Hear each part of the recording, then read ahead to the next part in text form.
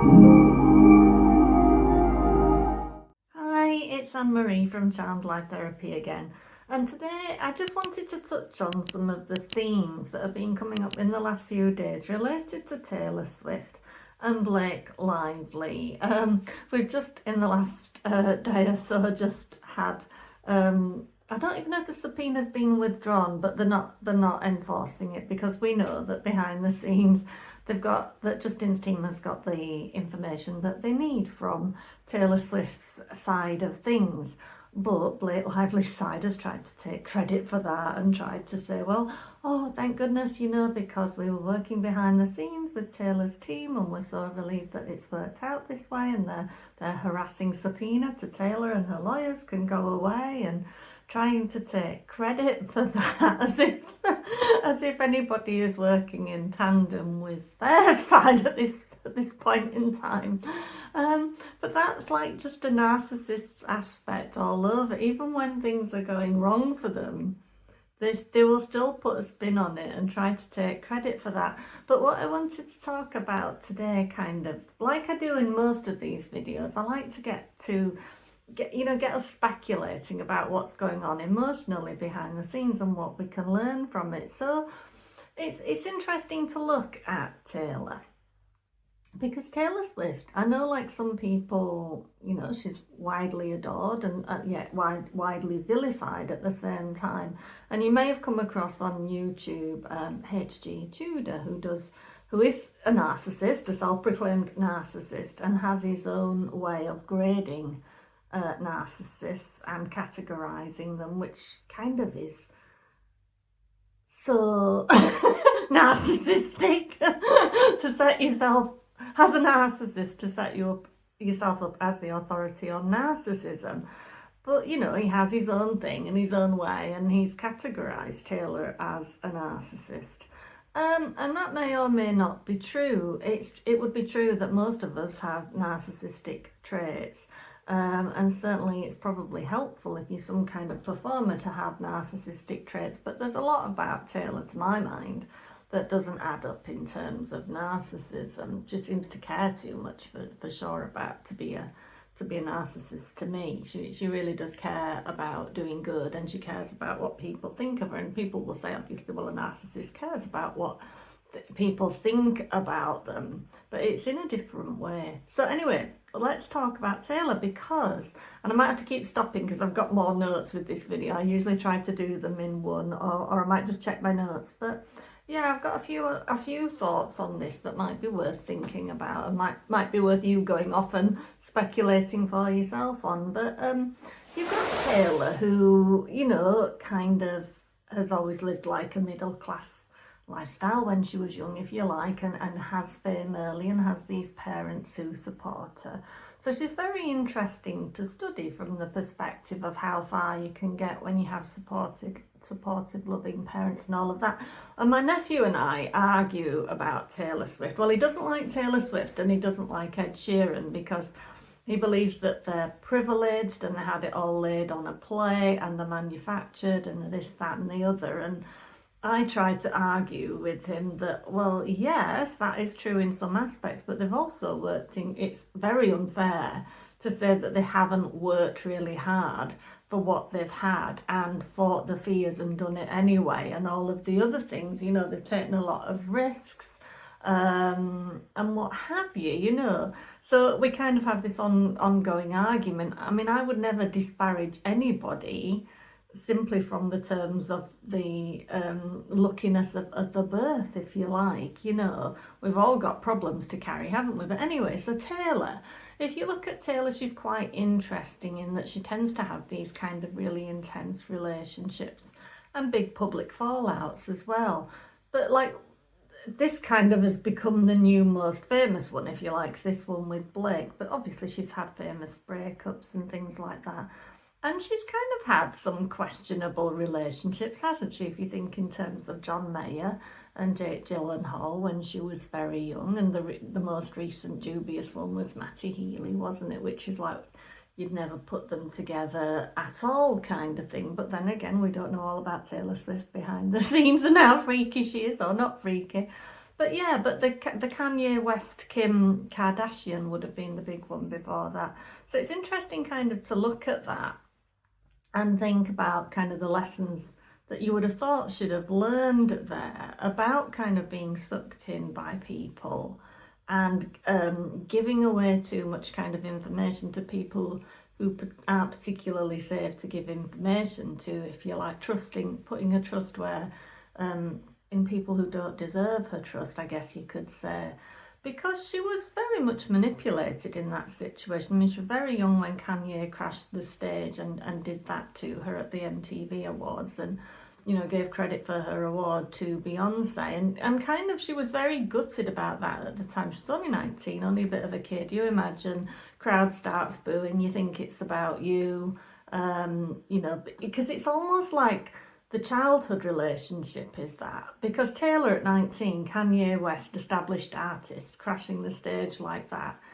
It's very much kind of what I talk about in therapy, and what I learned from my own training is that when something like that happens to you, when you're young and somebody in authority does something to you like that, because you think they know it all and they're the figure of authority. I mean, she did say that she was a big fan of Kanye's. So when somebody does that to you at a young age, you don't think it's them. You think it's something you've done wrong, because they're the authority figure. They're the one that have gained respect. And usually it's a parent in this scenario. And when it's your parents, as a child, you can't withdraw love from your parents. You have to love them because they're your means of support and survival. But this Kanye thing was like that. And so at that moment, she didn't think it was him that was in the wrong. She thought it was her. She thought, am I worthy of this honour? Possibly Beyonce should have had it. The crowd even seems to be in agreement. It must be me. I must be the problem. I've taken this when I don't deserve it. And here's this person that I respect and have his records or whatever, and he's telling me that that's so, and it's like, I must believe that. So kind of that was a real shock to the system for her. So then I guess when down the line, bridges are mended or whatever, however it happened, and she's back in some form of relationship, this time with Kim and Kanye, she gave them a certain level of trust. It was, there'll have been a part of her that was thinking, it's on subconsciously, it's like being brought back into the fold. It's a belonging thing, it's an acceptance thing, it's a credibility thing, it's being with the cool kids thing. Even though at that time, she'd built up a reputation of her own. Their reputation, I did that by accident, but you know what I mean. It's like she had her own thing by that, but there's still that naivety, that innocence. I mean, you imagine how they set up Taylor when it came to terms of wanting to include her name in Kanye's song, and they knew on their side of things that they were going to make it a derogatory line and call her the B word and things, and she's just thinking, I mean, I think she was a bit taken aback by it, but they recorded that conversation, Kim and Kanye, and manipulated the contents of it afterwards, and that thing was sprung on Taylor as well. She didn't see it coming. It's like, what do you say in the heat of the moment when you've got two influential people on the other side of the call? It's a bit like Justin going to Ryan's apartment and bumping into Taylor and Ryan and Blake, and it all being a little bit of a setup. That's definitely what that was, and she was manipulated there, and that's what a narcissist will do. They will kind of extend to you support and inclusion and praise, but meanwhile there's an ulterior motive that is very much not in your favour, that's going to damage you, but they will say and do anything to manipulate you into a situation where that can be done to you, where you can be the fuel source. And so that's kind of why I have a bit of an issue with Taylor being called a narcissist, because she's still got this, no matter her success and her fame, she will always sort of have this bit of naivety.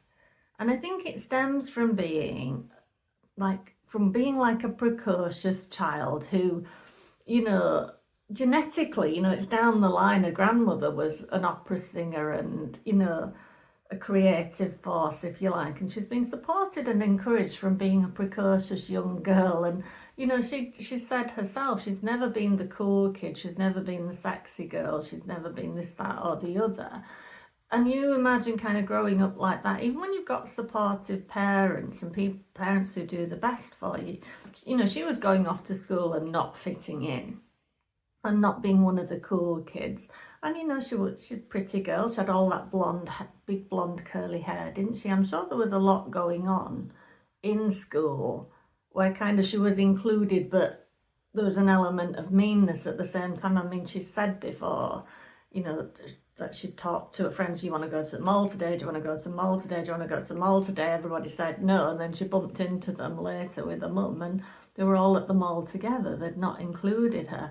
So there's a big part of Taylor, to my mind, that's never quite felt like she fitted in, like she could be with the cool kids and be accepted, be included. And there's, unless she ever works on that and digs on it and gets rid of it, it's always going to be there to some intents and purposes. She'll always be that precocious young kid that kind of other kids envied and picked on and kind of included but not included, just kept her on the periphery because she might be useful. And I think that's the big thing of it. I think Taylor has often in her life been treated as somebody that kind of people wanted for the power of her and the glamour of her and the connections and the rest of it, but they kind of kept her on the periphery. They kind of didn't let her all the way in, or they just flat out used her. I think there's an element of that. And I think that's what's happened here. I mean, I wasn't aware of how big a deal their friendship was, really. I mean, I've always liked Taylor and I've always liked her music, but I wouldn't class myself as kind of a Swiftie until the last few years, really. And it's like most heroes' journeys. I kind of admired the story, the kind of ups and downs of it. I kind of enjoyed Taylor's story, if you like, and the swings and roundabouts and what she's been through. And I think that's why a lot of people can gel with her, because she has been through genuine hardships, whether she's wealthy or not wealthy. She's had her incidents and she's been used and she's been manipulated and the rest of it. So anyway, yeah, I wasn't aware it was this big a thing, because I kind of was only aware of, during lockdown, I wasn't aware of Folklore and Evermore and all of that. So I knew I think that there was the song on Gorgeous on Reputation that had Blake Lively's daughter James say Gorgeous at the beginning of it. But I wasn't aware of the whole, that Betty and James and Inez were all featured in that song Betty on, is it Folklore? I think it's Folklore. So I wasn't really aware of that at the time. That's been more recent. And I kind of found that quite surprising, really, because it's quite a public statement, I guess, for Taylor. And it's like, oh, well, where did that come from? Because to do one little thing like the Gorgeous thing, have your friend's daughter just, say the word for the beginning of the song, but then to put your friend's children's names into a song is quite a big deal, I think. And like, we think that Taylor is godmother to at least one, but possibly three of the girls. We're not sure about the young boy, Blake's young son. So yeah, it was only really, I guess, around the breakup of the Joe Alwyn thing and the subsequent stuff that happened in the Super Bowl that Blake went to with Taylor and all of that, that I kind of thought, oh God, this is quite a big thing. It seems like very intensive, but we'd not really seen it all before, I don't think. So that was interesting, and I was kind of like looking at dates today over kind of when the Eras tour started, when It Ends With Us filming started, when she broke up with Joe Alwyn, all of that kind of thing. And I thought, oh, some of this timing is quite interesting as to why things might have escalated or why you were seeing them more in the public together. It's like, was kind of Blake doing certain things to make sure that they were more seen because of events that were going on or things that she was possibly planning, where it needed to be more prevalent what the relationship was between Blake and Ryan and her and that kind of thing, that she kind of maybe enforced more things on Taylor at that time, or certainly more public things. So it was more evident to all and sundry that there was this really close connection. Because I do tend to keep up on celebrity things, so it's kind of weird to me that it'd flown under the radar so much how good this friendship was, and certainly Ryan and all of it and the whole thing. But yeah, anyway, I find that interesting. But I was also thinking today over this business of the kids' names in the songs. I mean, that's going to be a real difficulty for Taylor going forward, isn't it? Because Betty's quite a popular song, and yet Blake Lively's kids' names are all over it. And it causes an issue for the Reputation re-record as well, because is she going to have James Lively on there singing Gorgeous at the start, you know? And the thing is, does she have to pay Blake any royalties or anything for using the names or anything like that? Who knows what's going on in the background? But I just wonder now, because we do know that Blake kind of did this thing with Justin, where in that early days of her grooming him, she was saying, and we have it on, I think, via the recorded text message and some of Blake's texts, we know it's a fact, but she was saying things like, I've been this, in you know, I'm paraphrasing, but I've been this oppressed woman, you know, directors just want me to be this pretty thing and, you know, just stand there and do the thing. If I have ideas, I've often been told to go away and just behave. You know, she said things along the lines of that have made her the poor little woman, which has kind of been a play on Justin, because she knows that that's his thing, empowering women. So there was, you know, she's kind of used that to manipulate him. She's saying, you know, all these directors that have not, you know, aided my growth in the past, that have not seen the value of my ideas, she's laid all that thick on him. And I'm just wondering now about this business with Taylor Swift and the Betty song in particular. It's like, has there been an element of that? Like, you know, Blake at home with the kids and, you know, having these conversations with Taylor and going, oh, you know, I'm just the little woman now at home with these kids and my career's taken a hit and I can't get anybody to take me seriously and nobody's aware of my worth and all of this, and all I am is this mother, and nobody's, you know, nobody even knows what it's like to be me or whatever it is. And has she kind of finagled that in some way, this inclusion of her children's names into one of Taylor Swift's songs? Because how powerful is that a person as kind of, you know, private and quite careful as Taylor makes such a statement as to put each of her children's names in a song on arguably her biggest album? You know, that's quite interesting to me. That was that really finagled as well? Was that a power move? Because it also locks Taylor in, doesn't it? You know? And kind of what was being said to Taylor at the time of Blake's 37th birthday party, which Taylor hosted at her mansion on Rhode Island, was that kind of because Blake was saying what a hard time she was having with this director and laying it on thick then, and everybody got to know that Blake's 37th birthday party had been hosted at Taylor's mansion. And you kind of just have to think now how much of this has been manipulation, how much of it has been taking advantage of that naivety of Taylor's that's always going to be a little bit like, I need to do what I need to do in order for the cool kids to kind of include me, you know, and to be hip and to be, you know, to stay relevant or whatever it is, you know, that little bit of weakness that is in Taylor. And I was kind of thinking about all kinds of things today and about her mum and dad and, you know, how smart they are. Because when you think, I imagine it was quite difficult when Taylor was dating people like Jake Gyllenhaal and John Mayer, you know, and at that point, you know, she was very young. Her parents could have stepped in and shut that down and not had her learn from it and not had her heart broken in a way by men that just weren't available to her, really. And I just think, how kind of smart are those parents, really, because they allowed her to do it.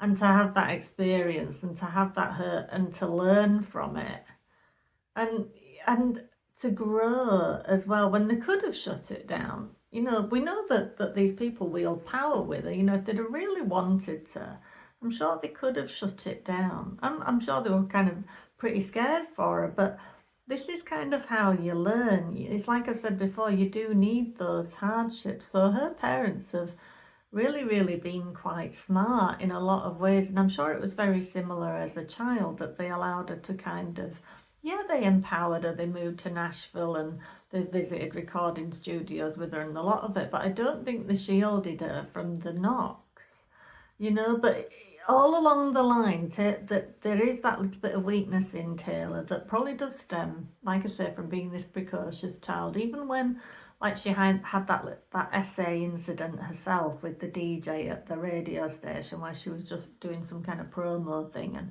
she probably went in being very nice, very kind, very, we're all on the same level here, we're all friends, we're all this, that, and the other. And there will always be people who will take advantage of that. So that DJ there thought, oh, you know, Miss Friendly here, I can get away with anything. You know, Miss Goody Two Shoes, she's not going to say anything if I put my hand up her skirt. You know what I mean? And that, there'll always be an element, there'll always be a bit of a risk of somebody taking advantage of Taylor Swift. I think there's that inbuilt weakness. There's always going to be that little girl that's longing to be included. And I think, you know, people wonder why she falls foul of people like Kanye and Kim and Blake. It's because she'll always be open to that little bit of manipulation. And it's the same thing with Justin as well. People will always, people that are, you know, tortured people that have gone wrong in this life, that have got a lot of problems and are willing to manipulate others, they will always see kindness as weakness, and they will always look for a way to manipulate that. And we can see that, I think, with Blake, both in how she's manipulated Taylor and in how she's manipulated Justin as well. A narcissist, it's always working to their own ends. You know, I've had it myself in my own life. Well, I used to like show and breed dogs, and somebody in my life, in the family, they didn't do anything to help or aid that. They weren't interested in it. In fact, they used to not be careful with the dogs, and they were long-coated dogs, and they'd be forever standing on them and yanking out yards of hair and all the rest of it. And I was tormented and baited and all kinds of things. It was just incredibly difficult for me to do it. But then the minute, like, one of the dogs made champion, it's like before I had a chance to say anything to, like, people coming into the house, that they took all of the credit for it. Look, this is what she's won, this is this is that, and I'd walk into the room and it'd already been a thing without me. You'd spent all the hours, bred the dog, done all the things. It's like, oh, it's like having the wind taken out of your sails. And that is what a narcissist will do. They will actively make it difficult for you to do the things that you need to do, want to do, that you're working for. They'll make it incredibly difficult, because in lots of ways they don't want you to succeed, because they don't want you to be more important than them or more relevant. But the minute you do succeed, they will take your glory. They'll take it from you before you can even experience it, because if they can't beat you, they'll steal from you. That's kind of how narcissism works. And then if you tried to tackle them about it, they would spin it all into some tale about how you don't know what you're talking about, and how dare you make them feel that way. You know, they didn't possibly intend that. That's how could you make them feel so guilty about loving you so much, and this, that, and the other. That's how it kind of goes. So yeah, this whole Taylor Swift thing, like, even now, when clearly Taylor's side are working with Justin's side in terms of they've given them the information that they need, i.e. in whatever little bit of extortion has gone on, whatever text message or email communication was between Taylor's venerable attorney and Mike Gottlieb on Blake's side. You know, they've got whatever they need there. Even now, the narcissist is saying, yeah, I'm glad that happened, and that's the Baldoni's side have withdrawn their harassment of Taylor. We've been working with Taylor's side to make that happen, and we're so glad that our efforts have proved successful. You know, a narcissist will try to steal victory from the jaws of defeat every time. That's just the way it works. So I just want to check my notes quickly, just in case there's something I missed. But I just wanted to talk about that today, because like even Taylor now, you know, it's like when she was working with Ice Spice, and Ice Spice is suddenly going places with she's had some really weird connections as Taylor. And I'm not saying that people of different backgrounds and stuff shouldn't be friends or anything like that, but you've got to admit she's had some kind of weird connections. And I don't think it's about using people. I think it's about trying to explore who she is and who she belongs with and who is her people and who is, you know, it's kind of like testing who's going to include me, where is my tribe? Because as a kid, she didn't have a tribe. She was out on her own. She was working from a young age, really.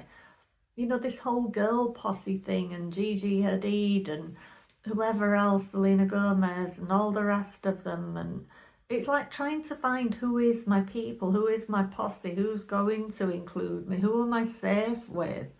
And you know, most of these girls are fine, but then you've got ones like Blake that see that are the mean girls, that think, oh, there's that weakness I can use. This person's powerful, and they don't even realise how powerful they are. So much more powerful than me, but yet they need me. They want me. That's kind of what's going on with Taylor. So just let me just kind of quick check. Yeah, it's like that. That's the only thing I would say about Blake's kids. And about the level to which she'll be willing to manipulate is kind of, did she use her children as a means of locking in Taylor Swift's support? Because get her name all over Taylor Swift's songs, that's not going away easily, is it? Like I said, now Taylor Swift has a problem. What does she do with the Gorgeous song and the Reputation re-record? And what does she do about Betty? Does she just never sing it again when it's a really popular song of hers? And it's not just like the Betty song, because those names are all over folklore, because it's kind of like a continuing story through a progression of several of the songs. I think it's August and it's Cardigan, isn't it? People that are bigger better Swifties than me will know. She's kind of created a problem with the whole folklore album for Taylor, because she'll never do those songs again without thinking of this. So that's the lengths to which Blake has impacted Taylor Swift's life. It's not just, it's kind of systematic, and that's another thing narcissists will do to you. And I'm sure what's been happening behind the scenes in this thing is that when you have a narcissist and you try to cut them off, so say Taylor stopped answering Blake's calls, then she would have texted her. And if she wasn't texting her back, then she'd probably move to WhatsApp or whatever messenger app.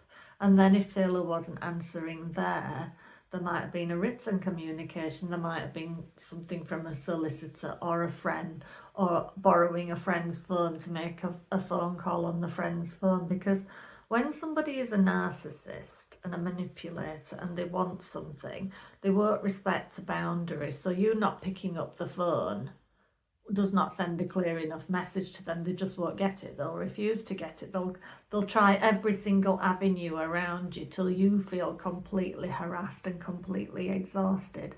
And I'm sure that's what's gone on with Justin Baldoni as well. It's that thing of being attacked from every level, so that even when you try to establish a boundary and say no, like how they first tried to not agree to that request for the PGA until Blake used further extortion measures, allegedly, I must keep saying this, but it's the same thing. It's like when you're dealing with somebody like that, it really doesn't matter what you do. The only option you have to do is go no contact. But even when you go no contact, they will find another way, till you feel like you're being driven mad. and like you feel like you'd have to change your whole personality in order to just deal with them. And I'm sure that's kind of how Justin feels right now in a lot of this, because a lot of this I'm sure that he doesn't want to be doing, and a lot of this about exposing who Blake is, I'm sure he's not interested in doing, but she's the one that's put him in the position of doing it by just not leaving it alone, by continuing in the lie and continuing to push and come at a different angle and a different angle and ruin his life with SA accusations and all the rest of it. And I'm sure behind the scenes Taylor Swift has dealt with a lot of Blake Lively trying to come at her from multiple angles in order to get what she wants. It's like we say, she had no problems having her attorney allegedly try to extort Taylor Swift's attorney to get a statement out of her, or to get her to delete texts or whatever it is. A true narcissist, a true manipulator will go to those levels, and I don't think that's something Taylor Swift does. So I don't think of her in terms of what many people would feel as a classic narcissist. But yeah, I think that's mostly my take for today. Oh, that is the only other thing I would say that's along the same lines is, don't forget that Blake got to direct that music video, I Bet You Think About Me. Now, how do you think that happened? It's like the children's names in the songs thing, because who has Taylor Swift really had that's a friend that she's given something like that to, like a big opportunity like that? Usually Taylor Swift does these things herself because, she did the All Too Well short film. She's directed multiple of her own videos. She didn't need Blake Lively to direct that video. So how did Blake Lively get that? What was she saying again? I'm the little woman. I'm just this. I can't act right now. I'm stuck at home with these babies. Ryan's away filming. Who am I now? All these men around me just don't see me. I'm stymied in my career. What am I going to do? What's my legacy? What has she been saying? Because we know that she blamed the whole Preserve shutdown on sexism, that it was men not allowing women to rise or pitting women against each other, and she couldn't compete with Gwyneth and she couldn't compete with whoever else that's a female running a lifestyle blog or website or whatever it is. How did Blake manipulate Taylor into getting that I Bet You Think About Me video? What was she saying? Was she using Taylor's own stance on females and girl bosses and all the rest of it in order to wangle stuff like that? She was it's like the Justin thing. It's like stealing your credibility from somebody else's efforts. That's what it is. That's the insecurity of her. So yeah, giving you lots to think about there.